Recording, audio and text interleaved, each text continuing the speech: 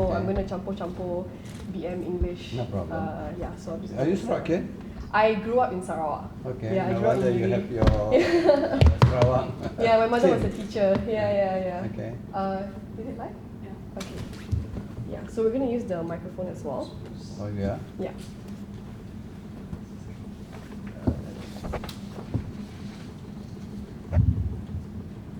Are we okay?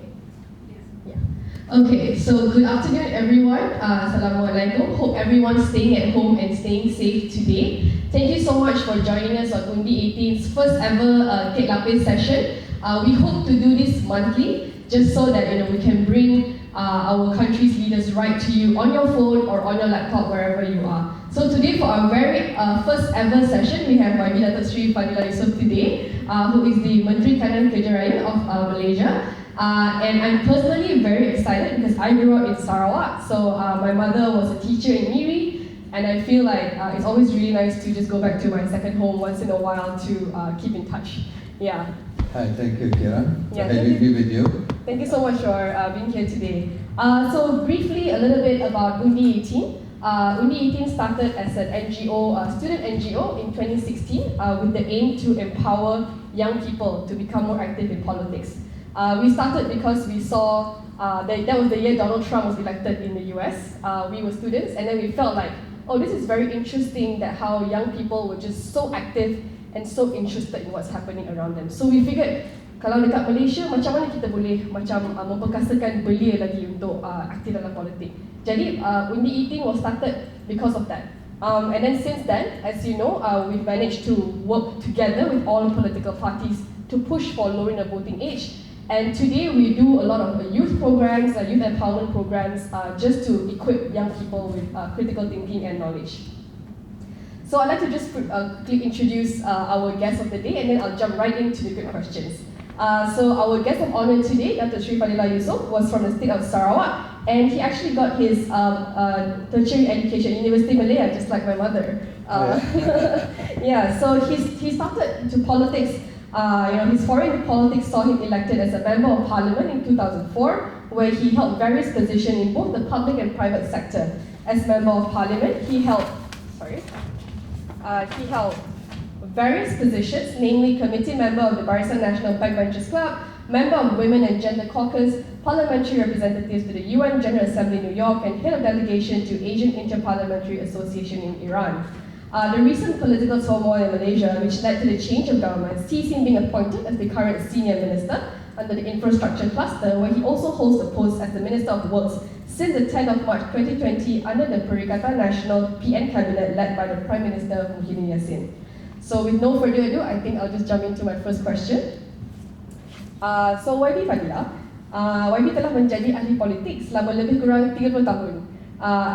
Adakah YB berpendapat bahawa literasi politik atau political literacy sebagai satu masalah di Malaysia? Dan adakah rakyat Malaysia rata-rata memahami bagaimana sistem politik kita berfungsi? There is no straightforward answer to that. I would say yes and no. And it depends very much on where the people are. Some are well exposed, and of course some are already involved with political parties from young. Sebab itu saya merasakan bahawa dalam keadaan ini saya melihat bahawa involvement ataupun pemahaman dalam segi politik ada yang memahami, ada yang tidak. Sebab itu saya boleh kata memujilah usaha Undi 18 ini untuk mengajak orang-orang muda khususnya to educate them, to create awareness among them, the importance of understanding the politics. Not only them, tapi more importantly, I think is the community at large. Parents, teachers, community leaders, everyone should play a role to get the young people to understand how our politics works, what our political system. So everybody must play that role. Only by understanding that role, I think we can have a better understanding of the political environment. Then only then we can choose the right people to be representing respective people or societies in the parliament. Yeah. So this is very crucial and important in Malaysia. To follow up on that quickly, so when we talk about politics, I think a lot of young people often understand politics as the YBs or the Menteris or the Prime Minister, what's happening at the federal level. But do you feel there is a gap of understanding when it comes to, for example, state legislation, state government, or all the way down to the Majlis Bandaraya level? Do you feel that there is a gap of understanding of what their roles are? Of course. That's why the basic understanding of our political system. Then we have what we call the federal government.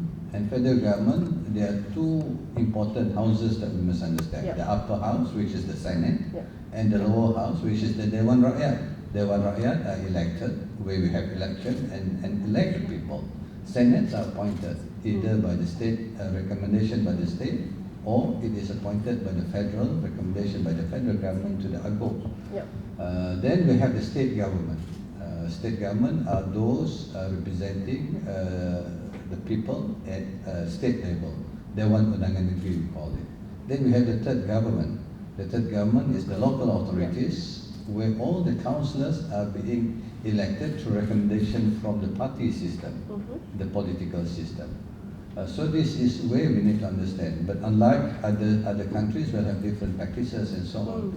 So untuk itu amat pentinglah untuk kita memahami konsep ini. Sebab itu education, awareness is important. But mostly people bila bercakap tentang politik, memahami politik dalam konteks parliament, Dewan Undangan Negeri, local authorities. Tapi sebab itu ada juga connotation mengatakan ini politik office, politik dalam dunia swasta pun ada politik, the internal politics. So politics and corporate politics and so on. So ini pun dikatakan politics. So apa sebenarnya politics? So we need to understand and must be able to differentiate apa yang dikatakan corporate or office politics dengan politik negeri, politik negara dan politik dalam konteks local authorities. So I will also, I guess, can assume that there is very different context, you know, at federal level, local, because the issues that you discuss and debate in your different day one will be very different issues. Thank you so much for that. So, why do you think being politically literate is a good thing? And to that sense, is it enough to just have parliamentarians and aduns to represent Malaysians? When I cast my vote at the election, is that enough as a participation? Like, you know, what else can what does political literacy mean in that sense? That's why we are called negara membangun, developing nation. So which means we are moving towards a developing nation. So if we move from one era to the other era, so which means mentally, emotionally kita pun kena berhijrah, you know, from one state to the other state. Dalam keadaan negeri membangun or developing countries, sometimes we just follow whatever the trend is.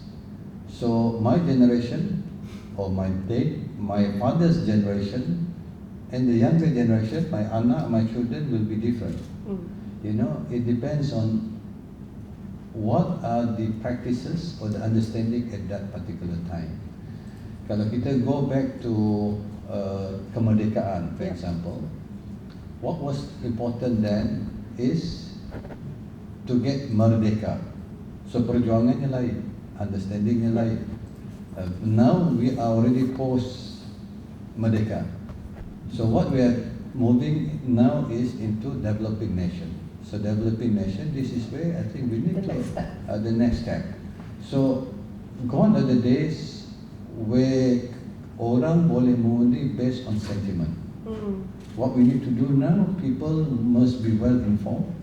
They must understand the issues. They must understand what are the type of people that they want to lead them, either as wakil rakyat, as deputy ministers, as ministers. They must understand. So these are the criteria or quality that we must have. So bukan saja memilih waktu mengundi, tapi we must understand who they are, which party they are representing, what are the policies of that party, what are the track record of the party, and the leaders within the party, are they capable to bring Malaysia into another state of the nation in terms of development, for example. So are these people able to face the challenges that we're facing right now? For example, right now we're facing with COVID, and after COVID, the bigger challenge is how to address the economy, which is the food for the people, bread and butter issues. There'll be about, at least based on the study or based on the census, there'll be about 1.6 million people who will lose their job, unemployed. So these are the type of people that you've been looking at. So do we have leaders that are capable of addressing this issue, that can solve this issue? And if yes, how long, how fast? These are all the things that we need to look at. So this is important for voters, for the people who vote must understand this. It's not just based on promises, it's not just based on sentiment. So we must understand. So the younger generation, they are influenced through what they are served with in the social media. Whatever they read, whatever videos that are being presented. Whereas the older generation, they tend to vote based on the people that they know. Because they used to meet the people, because of the experience and so on, they can read the people better. Do you see that sort of change happens with younger politicians as well? Like, do you think younger politicians use social media a lot more because they feel it's their peers and they are relatable, compared to maybe older politicians who may not be as social media friendly, but they prefer to do that face-to-face interactions? Yes, I think it's happening now. So this is where I think the older generation will have to adjust themselves to understand how the system works. So you need to be IT savvy, of course. I hope this is one way of us trying. That's right. For me, I've been engaging with the young people all along. That's why for Sarawak, when I was member of parliament, going through the process and understanding, when I stayed in Semenanjung, I was going to school right from Form 1 to Upper 6 in Perak. They're studying in University of Malaya. Through that experience, I understand what are the challenges faced by Sarawakian who study in Semenanjung. So that's why we form what we call Persatuan Anak Sarawak Semenanjung. And from there, we move into what we call now Sarawak Volunteers. These are all run by the young people. Me, I'm just advising them, guiding them and so on. This is where we need all the community leaders, all the people, the teachers and so on. We need to guide the young people. Directly. But don't decide for them. All you need to do is guide them so that they can decide for themselves what is best in their mind. But as long as you give them a proper direction and guidance, I think we have actually good potential young people in Malaysia. I definitely agree with that, because you can definitely see the value of even things like mentorships and guidance from local NGOs to student organizations and student leaders. That's when we started as well. As we were guided by Education Malaysia abroad and the embassies there as well. So thank you so much for that very in-depth explanation. So going to the topic of even Undi 18, so setelah penurunan umum pengundian, ini bermaksud akan bertambah 7.8 juta pengundi baru menjelang pilihan raya datang. Majority pengundi ni masih muda, masih by students, they are still high school, they are still Form 4, Form 5, sama ada mereka tamat sekolah menengah atau masih di universiti. So apakah tindakan yang harus diambil sama ada kerajaan atau NGO or as individuals untuk memperkasakan dan mendidik pengundi masa depan ini? Pertama sekali, peranan yang dimainkan oleh ibu bapa, peranan dimainkan oleh cikgu, peranan dimainkan oleh community leaders. As I told you earlier, which is we have to give them direction, we have to give them guidance. Bila kita memilih, apakah peranan kita sebagai pengundi? Pengundi bukan sahaja memilih orang sampai diundi, Yeah. tapi ialah memilih masa depan kita. Salah pilih, masa depan kita sendiri akan terjejas because orang yang dipilih orang yang salah. You vote for the others around you. That's right. Yeah. So that's why you must understand as a whole siapa the konteks yang saya katakan tadi dalam konteks demokrasi ini, apakah bentuk kepimpinan yang kita nak pilih. Yeah. Sudah pasti Malaysia belum sampai ke tahap di mana wakil rakyat memilih berasaskan apa yang difikirkan oleh wakil rakyat itu adalah betul dan baik untuk negara kita.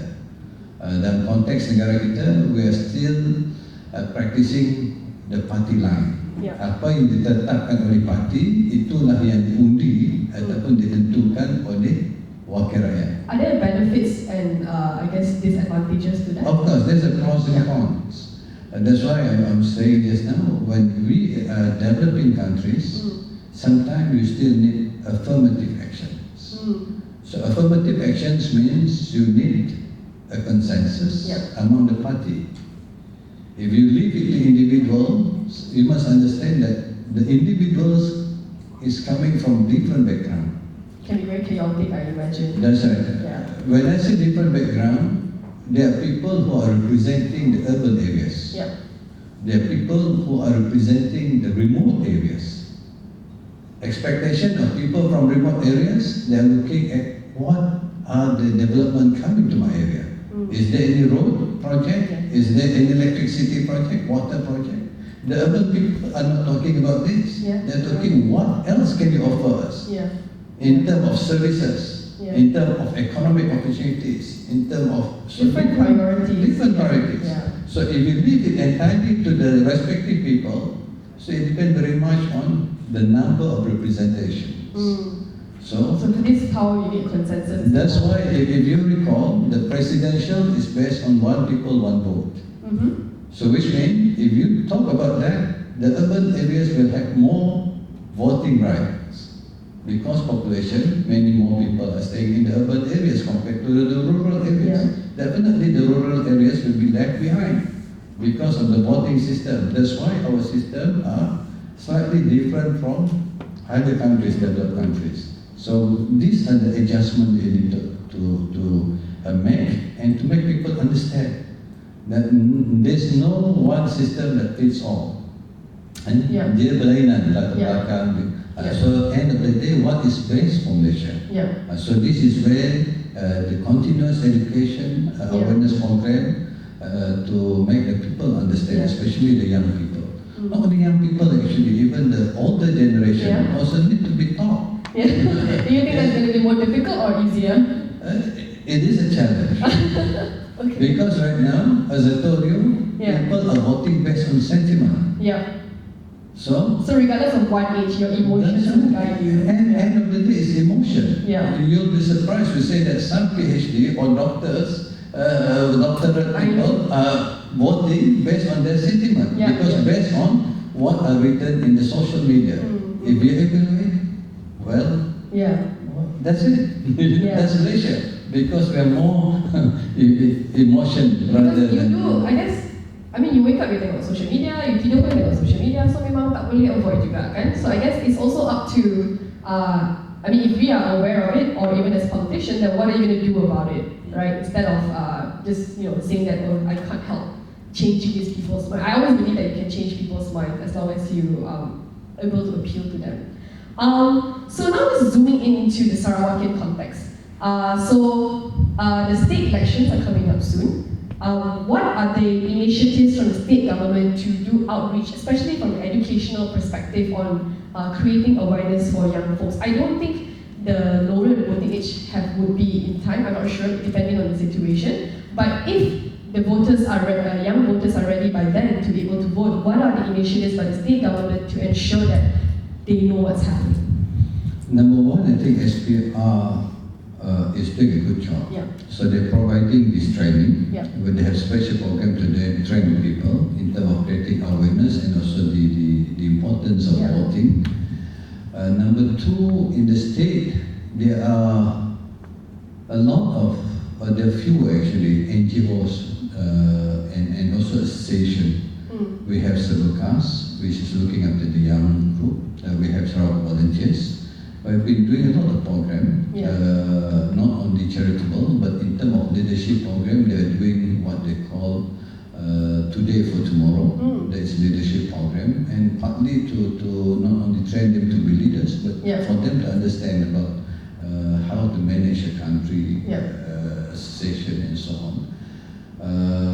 Quite a number actually that I can recall all. So this. What do you think? I guess in the context of the Sarawakian elections, what are the most important issues that you think young people will want to question or have their leaders answer them?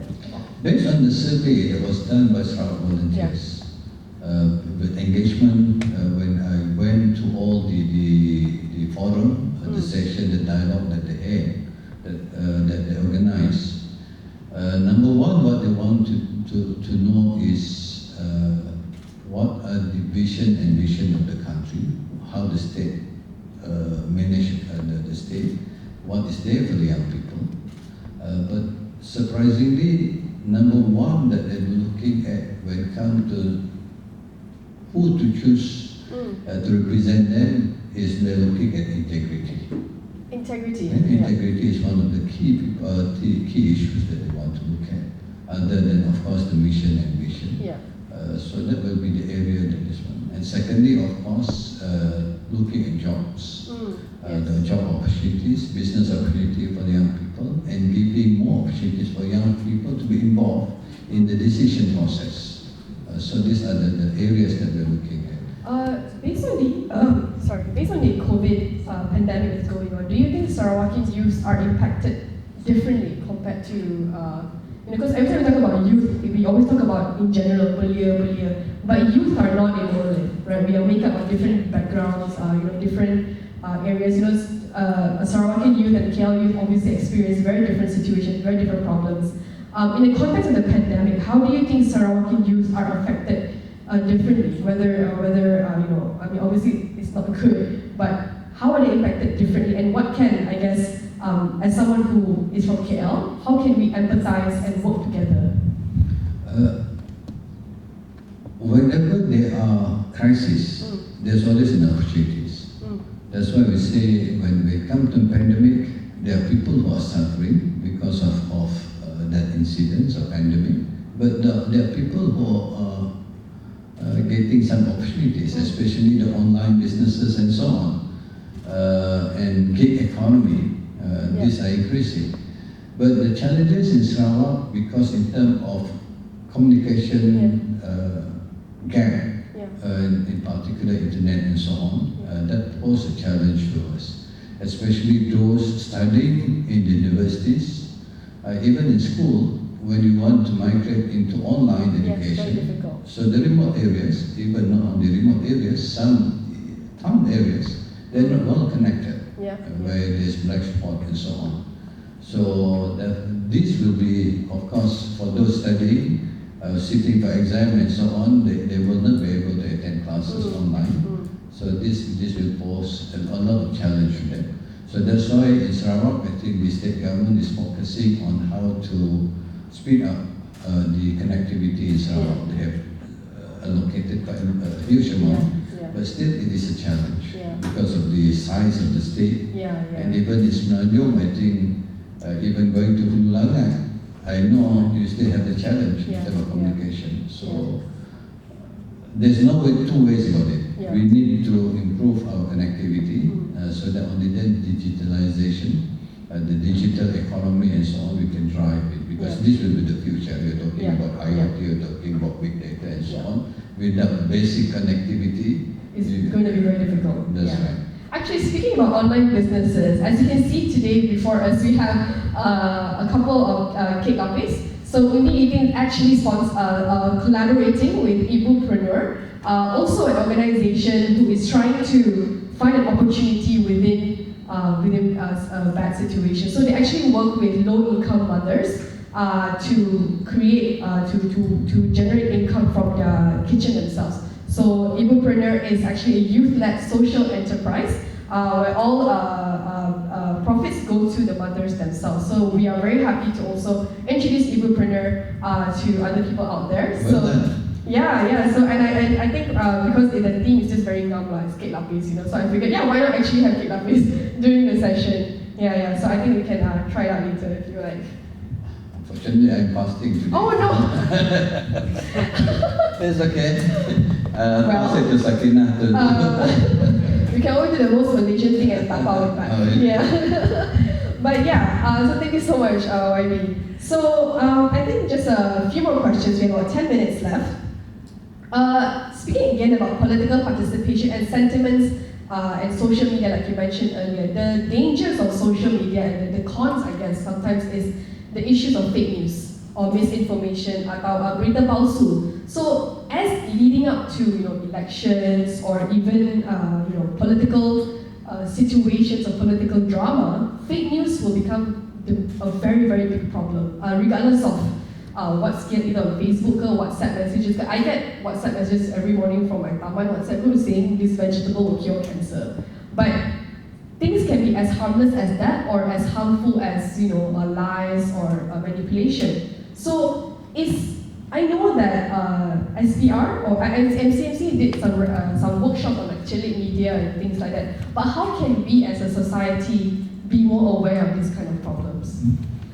These are serious issues. That's why I remember when we are still in government and the Barisan Nasional those days, we have created this law, which is Undang-Undang Berita Palsu, something like that. It was abolished under Pakatan Harapan, but without replacing with another law. So to us it is serious. Though people say you can charge people under penal code, under MCMC and so on, but it's always a challenge because the social media you're talking about, there's no boundaries. So under the law, if you want to take action, you have to gather all the evidence. And sometimes evidence